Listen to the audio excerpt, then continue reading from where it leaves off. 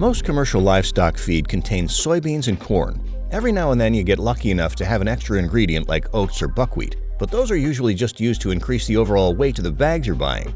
Either way, you're not going to get a lot of variation in your hog's diet from commercial feed. And if you've raised pigs, it's not cheap due to the mass pigs consume. And yes, corn and soybeans on their own are just enough to keep your pigs growing and satisfied. But at the end of the day, the more variety you add, the happier and healthier they'll be. And honestly, growing your own food is easy, cheap, and quite frankly, you'll know what your hogs are eating and where it comes from without having the extra stress and cost attached to seeking out organic options or being under the constant threat of shortages. Your foraging hogs, like the Idaho pasture pig or coon-coons, won't need nearly as much feed as your other breeds will. And most pigs will make up a great chunk of their dietary needs if they can forage to some degree. But even then, they'll still need to be supplemented with grains and corn. But for those of us that have a patch of land to spare, you can grow a heck of a lot on just a few square meters, especially if you're intercropping your edibles. Now, it doesn't matter whether or not you leave it in the field for them to eat where they grow, or if you're planting, harvesting, and processing the feed for later storage. The general nutritional value you need to be looking for is going to remain very much the same: high in energy, amino acids like protein and lysine, and a good variety of vitamins and minerals. So let's have a look at what kinds of percentages of these nutrients a pig would need. Younger animals are going to need more of everything. They're putting so much energy into growing and putting on muscle and fat that they just need a little more. As the pig ages, its requirements drop. For a younger pig under 40 pounds, you'll need at least 18% protein in their daily diets. When they reach the 50-pound mark, you can go down to 16%. And at 80 pounds, it goes down some more, to 14%, and any animal above 150 pounds goes down to 13%.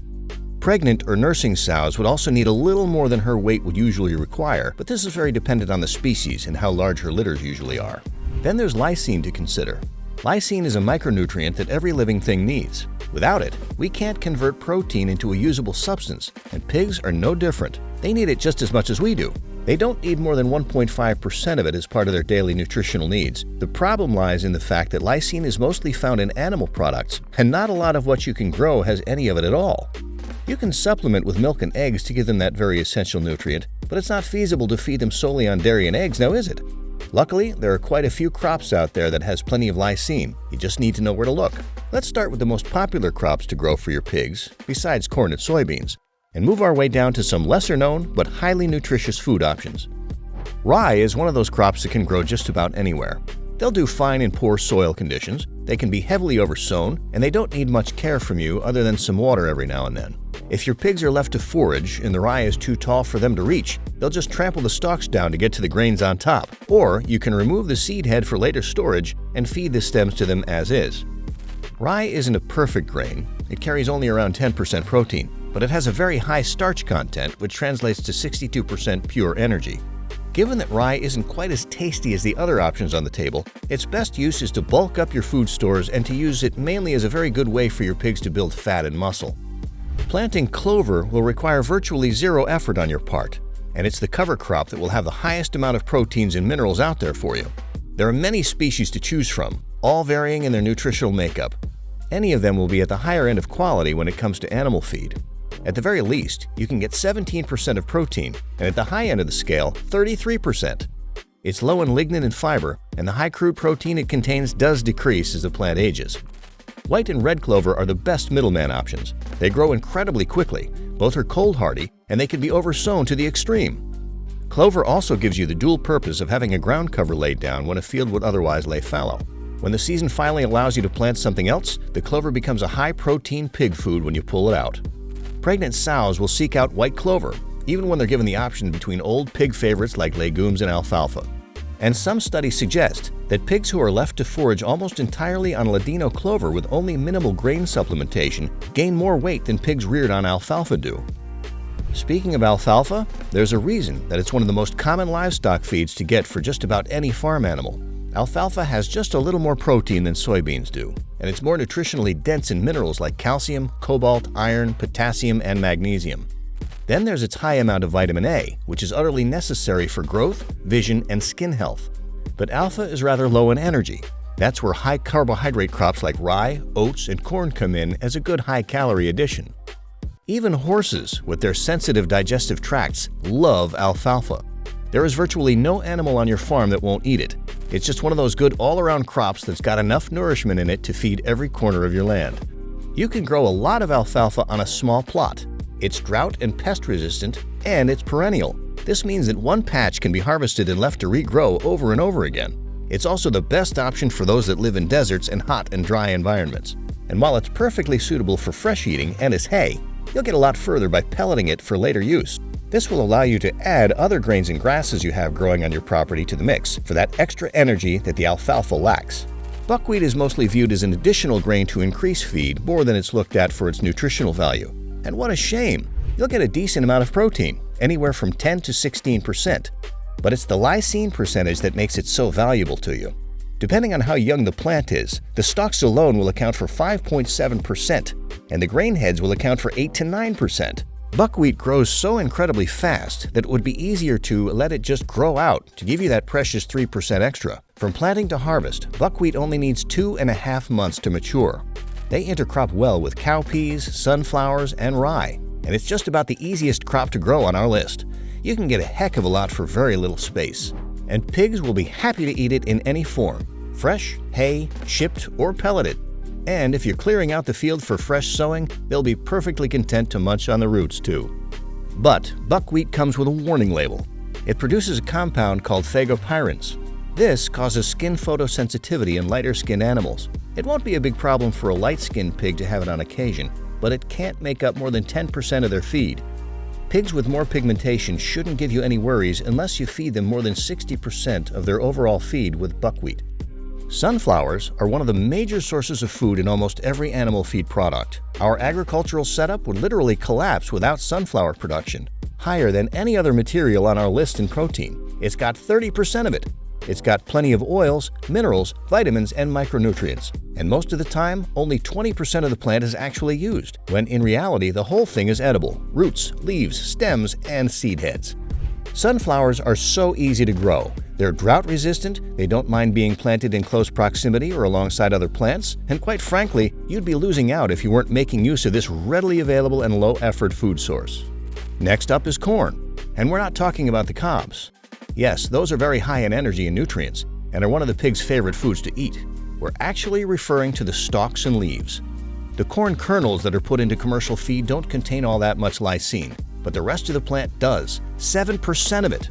Growing corn requires more space, and it doesn't do all that well when it's intercropped with other grasses and grains. But seeking out the stems and leaves from factories, processing facilities, and straight from farms is a very cheap and convenient way to add to your pork chow. You don't just have to rely on fresh supplies to feed them right now. It chips and dries very well for long-term use. They'll lose a bit of their nutrient density as they dry out, but there's enough of it left intact to make it worth your while. And with such excessive amounts of waste left on the fields and in landfills, you'll be doing everyone and your hogs a favor by picking them up. If you do happen to have a little space for growing corn, and you want to use the space to grow as much as possible, the best approach would be to intercrop it with pumpkins, peas, and beans. Vining vegetables will use the corn stalks to hold onto, and the pumpkins or squashes beneath will work as a ground cover to help retain water. The Native Americans call this method the Three Sisters, and it worked very well to provide the people with a well-rounded nutritional harvest from a single space. It'll serve your household and give you so much produce that you'll have a good amount of supplementation for your animals too. Since we've touched on the Three Sisters intercropping method, now would be a good time to look at how you should approach intercropping in general. A single acre can provide a lot of food and nutritional value when you add a maximum amount of variety to that space. Our habit of monocropping isn't necessary. Plants grow next to each other in nature all the time. Why shouldn't they do it on your land? The only staple crop you might have a little trouble with is your commercial varieties of corn. And that's thanks to humans' genetic tinkering that's made it so hostile to other species growing with it. They do fine with vining and ground covering vegetables, but adding other corn, cereals, and grasses might stress them out a little too much to produce a good harvest. They don't like to compete with their own kind. The great thing about pigs is that they can eat anything that any other animal on your property eats. So you can absolutely feed them based solely on what you need to feed another species of livestock that isn't as flexible as pigs are. You might have to add a protein-rich supplement to give your pigs an extra boost if they're about to farrow, or are still young and need some more to put on growth. There are 3 things to keep in mind when you're choosing the crops you'll be sowing: protein, energy, and whether or not those particular crops can be planted with others. Root vegetables like sweet potatoes, turnips, and such are going to make use of the ground beneath and still supply you with foliage above the ground too. When planted alongside other crops, they won't grow as large as you'd like for your household, but they'll still grow and they'll fill up any empty spaces in the field. That space is reserved for the edible weeds and shrub varieties like clover, comfrey, and nettle. It'll be necessary to take a look at what edible fodder grows naturally in your area. The naturally occurring weeds all thrive on neglect, and they offer a great deal of nutrition. And very last are the sky crops, or the ones that grow high: sunflower, wheat, and cereals. You can even add a few vining varieties to climb onto the high stalks like cowpeas and beans. Intercropping animal feed is all about maximizing the amount of produce you can get for as little space as possible. And by keeping the varieties as varied as possible, your pigs will get a well-rounded nutritional makeup without you needing to crunch protein percentages on the calculator with every feeding. And finally, let's take a moment to look at some of the lesser-known grains. Indigenous African and South American grains have been feeding the people and their animals for thousands of years. They grow fast, and they are all disease and drought resistant. And all of them are so nutritious that they double as food for humans too. Most of our big animal feed crops lack in some nutritional area or another. If it's high in energy, it's low in nutrients, or it's high in vitamins and minerals but low in energy. No matter which way you turn, you'll nearly always have to make up for some dietary need with another crop. And before you know it, you'll be juggling a dozen different plant sorts to make up the full dietary picture you want to achieve. As a general rule, if it was a staple crop for a society 100 years ago, it's probably going to have almost everything you need in feed with just 2 or 3 crops alone. If you can manage to get your hands on seeds from any of these ancient staple crops, you can't pass it up, especially the indigenous grains where you live. If it came from your country, it will grow better than anything else. It adapted and evolved to your climate, and they will always bring you the biggest harvests for the least amount of effort. African rice isn't the kind of rice we're used to. It is 3 times higher in protein than any other rice species. It doesn't need to be flooded like Asian rice does, and it grows fabulously with other soil mates. Acha is an African grain commonly planted just for animal fodder. It's higher in amino acids than wheat, barley, and rice, and it contains 9% crude protein. Moving on to the Americas, you might have heard us mention amaranth in our previous videos. Again, you have a versatile plant that can serve your animals in its entirety, leaving no waste behind. It's got all of the nutrients you need and more protein than most, while being one of the easiest crops that you can grow. Amaranth has the biggest grain yield per head of all of the grain species, and you'll probably end up using it in your own kitchen because you'll be getting such huge harvests from it. But the grains don't stop there. The Americas are full of grains and corn that have been around for thousands of years to keep both people and animals fed. Pod corn, flint corn, sorghum, Indian corn, and even some variations of wild rice are all still grown in South America, even if they've long since been phased out of the USA. Sorghum and amaranth are some of the very few that are still readily available. Sorghum in particular has had a recent surge in the US as a large-yielding and highly nutritious food source for both humans and livestock, but the others are just as well-rounded and high-yielding. We've just forgotten about them, or they're too labor-intensive to process. But your pigs aren't going to care about how tasty, hard, or raw it is. They'll love it for the nutrients they can get from the food placed in front of them. Don't allow conventional thinking to narrow your ideas to the point where you are under the impression that only food brought to the store is going to be an adequate food source to feed your animals. It's only in the last 100 years that we've been led to believe this. But in truth, we and our livestock have survived for thousands of years without large-scale farms, GMOs, or credit cards.